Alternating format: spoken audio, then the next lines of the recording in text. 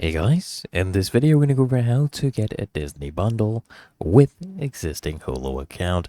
Now to get this Disney bundle with an existing Hulu account, you can actually sign up either directly through Hulu or disneyplus.com.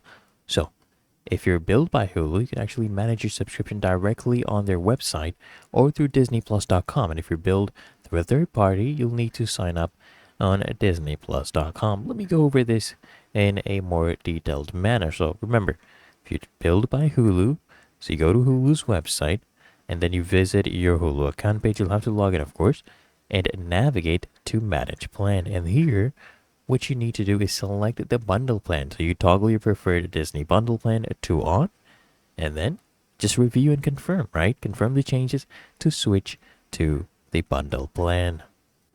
And it's really that easy and simple. So if you found this guide helpful, make sure you smash that like button as well as subscribe to frequently asked questions.